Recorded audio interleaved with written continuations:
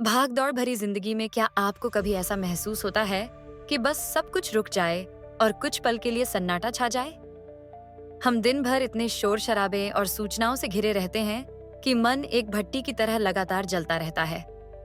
कभी आपने गौर किया है, जब आप रात को बिस्तर पर जाते हैं, कमरा तो शांत होता है पर आपके दिमाग में मानो रेडियो चलता रहता है। यही हमारी समस्या की जड़ है। बाहरी शोर से ज्यादा हम अपने अंदर के शोर से परेशान हैं। हम दिन भर इतने शोर शराबे और गतिविधियों में उलझे रहते हैं कि मन को सचमुच आराम नहीं मिलता। नतीजा तनाव, बेचैनी, नींद न आना और एक अधूरापन सा महसूस होना। क्या वाकई परम शांति पाना संभव है? ओशो कहते हैं, हाँ, बिल्कुल संभव है, और इसकी कुंजी है ध्यान और मौन की कला में पारंगत होना। ओशो के अनुसार ध्यान का सीधा सा अर्थ है अपनी चेतना को वर्तमान क्षण में लाना और जो है उसे बस देखना। ध्यान कोई पूजा पाठ या जप नहीं, बल्कि एक अवस्था है जिसमें हम दृष्टा बन जाते हैं। आमतौर पर हमारा मन एक बंदर की तरह कभी शांत नहीं बैठता, पिछली यादों या भविष्य की चिंता में उछलता कूदता रहता है। ओशो समझाते हैं कि मन एक औजार की तरह है, एक बेहतरीन सेवक लेकिन बेहद खराब मालिक। यदि मन को काबू में न रखा जाए तो यही आपके ऊपर हावी होकर शांति छीन लेता है। ध्यान का उद्देश्य है मन को उसके सही स्थान पर बिठाना, उसे नियंत्रक की गद्दी से हटाकर एक उपकरण मात्र बना देना। ध्यान में हम मन को दबाने की कोशिश नहीं करते, बल्कि एक तरफ खड़े होकर उसे देखने लगते हैं। ये सुनने में सरल लग सकता है, लेकिन अभ्यास करने पर पता चलता है कि मन लगातार भाग रहा है और हम उसे देखना भूल जाते हैं। ओशो मुस्कुराकर कहते हैं कि जब आप पहली बार ध्यान करने बैठते हैं तो लगता है मन और ज्यादा शोर करने लगा है। दरअसल वो शोर पहले से था, अब आप उसे सुनने लगे हैं। आंतरिक मौन क्या है? क्या ये विचारों की पूर्ण अनुपस्थिति है? ओशो बताते हैं कि मौन का अर्थ सिर्फ इतना नहीं कि कोई ध्वनि न हो। सच्चा मौन तो तब है जब विचार हों, लेकिन वे आपको बाधित न करें। जैसे समंदर की तह में गहरा शांत पानी होता है, जबकि ऊपर लहरें हलचल मचाती रहती हैं। जीवन में पूर्णतः विचारहीन स्थिति भी आती है, लेकिन वो ध्यान का एक उन्नत चरण है। शुरुआत में हमें ये सीखना है कि विचार आए या जाए, हम उनकी दौड़ में खुद को घसीटे नहीं। मौन का अर्थ है मन का साक्षी होना, एक ऐसी शांति जो परिस्थितियों पर निर्भर नहीं करती। ओशो एक छोटी सी कथा सुनाते हैं। एक व्यक्ति बुद्ध के पास गया और पूछा, मुझे शांति चाहिए, क्या करूं? बुद्ध ने उसे एक तालाब से पानी लाने को कहा। जब वो व्यक्ति पानी लेने पहुंचा तो देखा कि अभी अभी बैलगाड़ियां गुजरी थीं और पानी गंदला हो गया था। वो बिना पानी लिए लौट आया और बुद्ध को बताया कि पानी गंदा है। बुद्ध ने कहा, कोई बात नहीं, थोड़ी देर रुको। कुछ समय बाद बुद्ध ने फिर उसे पानी लाने को कहा। इस बार उस व्यक्ति ने देखा कि तालाब का पानी कुछ बैठ गया है, पर अभी भी पूरी तरह साफ नहीं था। वो फिर खाली लौट आया। बुद्ध ने मुस्कुराकर फिर इंतजार करने को कहा। थोड़ी देर बाद तीसरी बार जब वो तालाब पर गया तो पानी एकदम स्वच्छ था। सारी गंदगी तली में बैठ चुकी थी। वो साफ पानी भर कर ले आया। बुद्ध ने समझाया, मन भी इस तालाब की तरह है, तुम उसे मथोगे तो वो और गंदा होगा। उसे बस शांत बैठने दो, समय दो, सब स्वतः साफ हो जाएगा, मौन प्रकट हो जाएगा। ये कहानी ओशो अक्सर रेफरेंसेस करते हैं, ये समझाने के लिए कि ध्यान में धैर्य और सहजता कितनी महत्वपूर्ण है। हम जोर जबरदस्ती से मन को चुप नहीं करा सकते, बस एक शांत दर्शक बनकर प्रतीक्षा कर सकते हैं।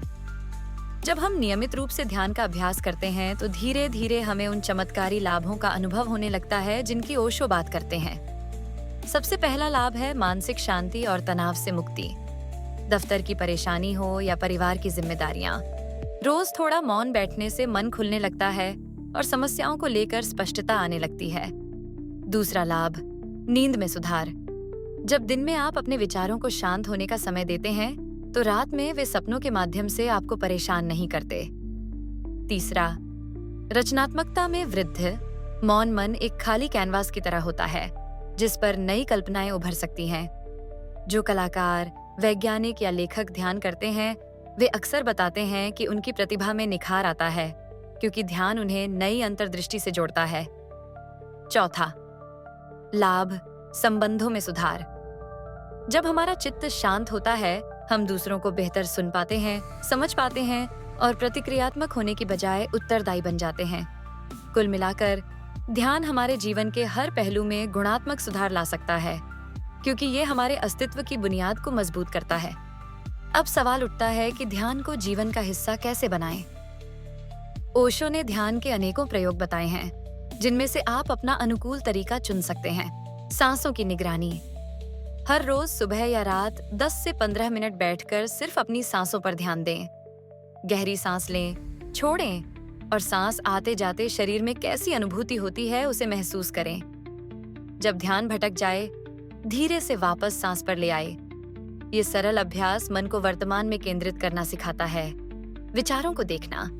दिन में किसी भी समय 5 से 10 मिनट आंखें बंद करके शांत बैठें और मन में आते जाते विचारों को मानो दूर आकाश में चलते बादलों की तरह बस देखते रहें। उन्हें न पकड़ें, न दबाएं। शुरुआत में विचारों की आंधी चलेगी, पर निरंतर अभ्यास से विचार धीमे होने लगेंगे और उनके बीच बीच में मौन की झलक मिलने लगेगी। सक्रिय ध्यान। यदि आपको एक जगह स्थिर बैठना कठिन लगे, ओशो की कुछ सक्रिय ध्यान विधियां आजमाएं। जैसे तेज संगीत पर आंखें बंद करके नृत्य करें, बिना किसी तय कदम के, बस शरीर को मुक्त होकर हिलने दें। थक कर गिर जाइए तो शांत लेट जाइए और श्वासों पर ध्यान रखें। ये विधि शरीर की ऊर्जा को हिला डुलाकर मन को फिर शांत करती है। इसी तरह ओशो के कुंडलिनी ध्यान या गतिमान ध्यान भी हैं, जिन्हें आप मार्गदर्शन लेकर कर सकते हैं। प्रकृति के साथ मौन। सप्ताह में एक बार प्रकृति के बीच समय बिताएं। पार्क में, नदी किनारे या बगीचे में बैठकर पेड़ों पंछियों को शांत भाव से देखें। मोबाइल फोन बंद रखें इस दौरान। प्रकृति सहज ही हमारे भीतर मौन लाती है। जब आप पेड़ को बस मौन होकर देखते हैं, तो देखने वाला और पेड़ दोनों एक शांत अनुभव में डूब जाते हैं। मौन का समय निर्धारित करें। रोज अपने लिए कुछ मिनट का नो फोन, नो बातचीत समय निकालें। इसे अपने परिवार को भी बताइए कि इस दौरान आप मौन रहना चाहते हैं। शुरू में दोपहर या रात का कोई समय चुनें। इस दौरान बस हल्का संगीत सुने या डायरी लिखें या कुछ नहीं, खिड़की से बाहर देख लें, लेकिन शब्दों का उपयोग न करें। धीरे धीरे आपकी मौन से दोस्ती होगी और आप इसकी गहराई का आनंद लेने लगेंगे। ध्यान को जीवन में उतारने का सबसे महत्वपूर्ण पहलू है नियमितता और धैर्य। शुरुआती दिनों में मन भारी प्रतिरोध दिखाएगा। कभी पैर दर्द करेंगे, कभी नींद आएगी, कभी लगेगा कुछ नहीं हो रहा। ये सब स्वाभाविक है। जैसे किसी जंगली घोड़े को प्रशिक्षित करने में समय लगता है, वैसे ही मन भी समय लेगा। ओशो कहते हैं कि धैर्य रखते हुए अभ्यास करते रहें। एक दिन सहसा आपको भीतर एक ऐसे स्रोत का अनुभव होगा जो सदा शांत, सदा आनंदित है। वही आपका केंद्र है। धीरे धीरे ध्यान एक अभ्यास भर नहीं रहता, ये आपके जीवन का स्वभाव बन जाता है। आप जो भी करते हो, खाते, चलते, काम करते, सब में थोड़ा थोड़ा जागरूकता का रस मिलने लगता है। यही अंतिम लक्ष्य है, हर क्षण को पूर्ण रूप से जीते हुए एक तरह से ध्यानमय हो जाना। जब जीवन के हर पल में आप उपस्थित रहने लगते हैं, तब बाहर की हलचल के बीच भी भीतर का मौन भंग नहीं होता। ध्यान और मौन सिर्फ क्रियाएं नहीं, जीवन जीने का ढंग है। जब हम मौन होना सीख जाते हैं, तो शब्दों की आवश्यकता कम हो जाती है। हमारे होने से ही शांति झलकने लगती है। ओशो के शब्दों में, उत्सव मेरा धर्म है, प्रेम मेरा संदेश है और मौन मेरा सत्य है। यानी मौन वो सत्य है जहां हम स्वयं को और अस्तित्व को एकाकार अनुभव करते हैं। आज की दुनिया को तेजी से दौड़ते देखकर लगता है कि शांति कहीं खो गई है, पर सच में शांति हमारे भीतर ही सोई है। ध्यान उस कुंजी की तरह है जो इस भीतर के खजाने का ताला खोलती है। तो कुछ पल रुकिए, गहरी सांस लीजिए और इस पल को महसूस कीजिए। यहीं से यात्रा शुरू होती है। धीरे धीरे ध्यान के माध्यम से आप पाएंगे कि जिस परम शांति को आप बाहर खोज रहे थे, वो तो हमेशा से आपके अंदर मौजूद थी, गहरे मौन की सुरभि बनकर। जब ये एहसास पक्का हो जाता है, तो जीवन के उतार चढ़ाव आपको हिला नहीं पाते। उस अनंत मौन में जड़ें जमाकर आप सही मायने में परम शांति का आनंद ले सकते हैं।